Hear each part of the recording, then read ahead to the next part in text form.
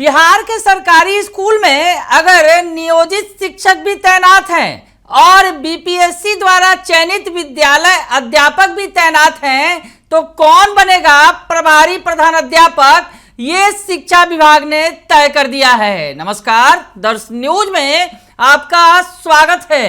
मैं हूं अनुराग। लेटर जारी किया गया है शिक्षा विभाग की तरफ से और बड़ा लेटर है। दरअसल सरकारी स्कूलों में इस बात को लेकर शिक्षकों के बीच में रसाकसी होती रहती है कि आखिर विद्यालय का प्रभारी प्रधानाध्यापक बनेगा कौन। तो ऐसे में शिक्षा विभाग ने स्पष्ट कर दिया है, लेटर जारी कर दिया गया है शिक्षा विभाग की तरफ से। और शिक्षा विभाग के जो माध्यमिक शिक्षा निदेशक हैं बैद्यनाथ यादव, जो शिक्षा विभाग के सचिव भी हैं, उन्होंने ये लेटर जारी किया है। और क्या कुछ है लेटर में, किस तरह से शिक्षकों को निर्देश दिया गया है कि कौन बनेगा प्रभारी प्रधानाध्यापक। और ये लेटर जो जारी किया गया है आप देख सकते हैं, माध्यमिक और उच्च माध्यमिक विद्यालयों के संबंध में जारी किया गया है। यानी हाई स्कूल और +2 स्कूलों के लिए यह निर्देश जारी किया गया है कि कौन बनेगा वहां पर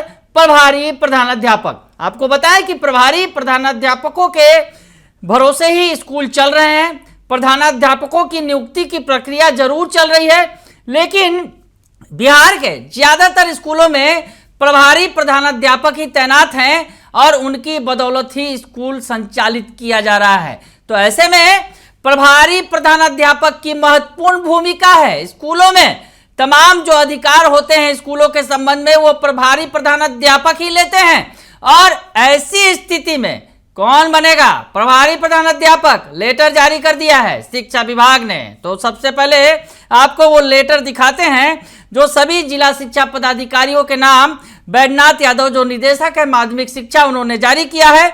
और लिखा गया है माध्यमिक उच्च माध्यमिक विद्यालयों के संबंध में के विद्यालयों के प्रभारी प्रधानाध्यापक घोषित करने के संबंध में लिखा गया है, उपयुक्त विषयक विभिन्न जिलों के जिला शिक्षा पदाधिकारी द्वारा माध्यमिक उच्च माध्यमिक विद्यालयों में नियमित प्रधानाध्यापक के पदस्थापन नहीं होने की स्थिति में किस कोटि के शिक्षकों को प्रभारी प्रधानाध्यापक घोषित किया जाए से संबंधित मार्गदर्शन की मांग की जा रही है। इस संबंध में विभाग द्वारा समीक्षोपरांत माध्यमिक उच्च माध्यमिक विद्यालयों में प्रभारी प्रधानाध्यापक घोषित करने के संबंध में निम्नवत आदेश जारी किया जाता है। तो आदेश जो जारी किया गया है आप देख सकते हैं अपने मोबाइल स्क्रीन पर, जिसमें लिखा गया है शिक्षक पदस्थापन की स्थिति और दूसरे कॉलम में लिखा गया है प्रभारी प्रधानाध्यापक के लिए उपयुक्त शिक्षक। तो कौन होंगे प्रभारी प्रधानाध्यापक, ध्यान से देखिए। आपको बताएं कि जो लिखा गया है शिक्षक पदस्थापन की स्थिति, स्कूल में शिक्षक पदस्थापन की क्या स्थिति है इस बारे में बताया गया, और प्रभारी प्रधानाध्यापक के लिए कौन उपयुक्त होंगे ये बताया गया है। तो यदि किसी माध्यमिक उच्च माध्यमिक विद्यालयों में कक्षा 1 से 8 के पुराने वेतनमान के प्रधानाध्यापक पदस्थापित हैं, उनके साथ स्थानीय निकाय बिहार लोक सेवा आयोग द्वारा नियुक्त शिक्षक पदस्थापित हैं, तो वैसी स्थिति में कौन होगा प्रभारी प्रधानाध्यापक। यानी जो नियमित वेतन के जो पुराने कक्षा 1 से 8 के पुराने वेतनमान वाले प्रधानाध्यापक महोदय वहां पर पदस्थापित हैं, और साथ ही साथ जो नियोजित शिक्षक हैं और बीपीएससी वाले शिक्षक हैं। तो ऐसी स्थिति में कौन बनेगा प्रधानाध्यापक, स्पष्ट आप समझ गए होंगे।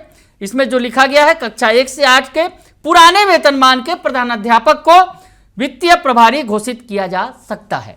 यानी जो पुराने वेतनमान वाले प्रधानाध्यापक पदस्थापित हैं वही प्रभारी प्रधानाध्यापक होंगे।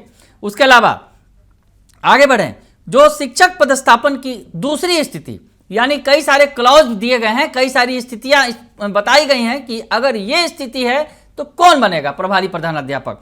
तो दूसरा जो स्थिति है उसमें लिखा गया है, यदि किसी माध्यमिक उच्च माध्यमिक विद्यालयों में पुराने वेतनमान के माध्यमिक कक्षा के सहायक शिक्षक के साथ स्थानीय निकाय के शिक्षक एवं बीपीएससी के शिक्षक नियुक्त और पदस्थापित हैं, तब क्या होगा। यानी पुराने वेतनमान के माध्यमिक कक्षा के सहायक शिक्षक हैं और उसके साथ ही साथ स्थानीय निकाय के यानी नियोजित शिक्षक हैं और बीपीएससी वाले शिक्षक हैं। तो ऐसी स्थिति में पुराने वेतनमान के सहायक शिक्षक वरीय होंगे, यही प्रभारी प्रधानाध्यापक के प्रभारी जो है वो घोषित किए जाएंगे, यानी ये प्रभारी प्रधानाध्यापक के पद के योग्य होंगे, वहां के जो सहायक शिक्षक होंगे। तो आगे बढ़े, जो तीसरी स्थिति दी गई है शिक्षक पदस्थापन की क्या स्थिति है और कौन बनेंगे। तो यदि किसी विद्यालय में कक्षा 1 से 8 के पुराने वेतनमान के सहायक शिक्षक पदस्थापित हैं, साथ ही उनके साथ स्थानीय निकाय या फिर बीपीएससी द्वारा नियुक्त शिक्षक पदस्थापित हैं, तो ऐसी स्थिति में कक्षा 1 से 8 के पुराने वेतनमान के सहायक शिक्षक को वित्तीय प्रभारी घोषित किया जा सकता है। तो सहायक प्रधानाध्यापक घोषित किया जा सकता है। यहां पर अगर 3 कोटि के शिक्षक हैं, सहायक शिक्षक जो पुराने वेतनमान के, उसके अलावा स्थानीय निकाय के यानी जो नियोजित शिक्षक हैं और बीपीएससी वाले शिक्षक हैं, तो उसमें जो पुराने वेतनमान वाले सहायक शिक्षक हैं वो वरीय होंगे और उन्हें प्रभारी प्रधानाध्यापक बनाया जाएगा। आगे बढ़े, आगे लेटर में और भी बहुत कुछ लिखा गया है, आगे जो स्पष्ट होगी कि और क्या स्थितियां जो हैं, वैसी स्थिति में कौन बनेगा प्रधानाध्यापक। यानी 3 तरह की स्थितियां आपने देखी कि क्या स्थिति है वहां पर और कौन बनेगा। तो अभी जो चौथे तरह का जो स्थिति होगी तो कौन बनेगा ये आपको बताएं, वो लेटर में देख सकते हैं, आगे जो दिख रहा होगा आपको। यदि किसी विद्यालय में केवल स्थानीय निकाय शिक्षक पदस्थापित हैं, यदि किसी विद्यालय में केवल स्थानीय निकाय शिक्षक पदस्थापित हैं, यानी किसी विद्यालय में अगर नियोजित शिक्षक हैं, तो सीधा स्पष्ट स्थिति है कि वो जो शिक्षक हैं स्थानीय निकाय वाले शिक्षक ही वो प्रभारी प्रधानाध्यापक होंगे। यानी नियोजित शिक्षक अगर हैं केवल, तो नियोजित शिक्षक ही वहां के प्रभारी घोषित किए जाएंगे। और आगे बढ़े, अब अगली स्थिति, यदि किसी विद्यालय में केवल बिहार लोक सेवा आयोग द्वारा नियुक्त विद्यालय अध्यापक पदस्थापित हैं, तो इसमें भी स्थिति स्पष्ट है। यानी बीपीएससी द्वारा जो नियुक्त विद्यालय अध्यापक हैं वो वहां के प्रभारी प्रधानाध्यापक घोषित किए जाएंगे, ये स्पष्ट है, क्योंकि वहां पर किसी तरह की कोई कंपटीशन नहीं होगा। यानी अगर नियोजित शिक्षक कहीं हैं केवल, तो नियोजित शिक्षक वरीय होंगे, यानी और कहीं अगर बीपीएससी वाले केवल शिक्षक हैं तो वो बीपीएससी वाले शिक्षक जो है प्रभारी होंगे। और अब दोनों अगर हो तब क्या होगा, यानी एक तरफ नियोजित शिक्षक हों और एक तरफ बीपीएससी वाले विद्यालय अध्यापक हों, तो कौन बनेगा प्रभारी प्रधानाध्यापक। सबसे बड़ा यहां पर स्थिति जो है, यहीं पर जो है गड़बड़ हो रही है, और इसी को लेकर कहीं ना कहीं जो स्थितियां बनती हैं स्कूलों में, यानी नियोजित और बीपीएससी वाले शिक्षकों के बीच जो है टकराव की स्थिति बनती रही है।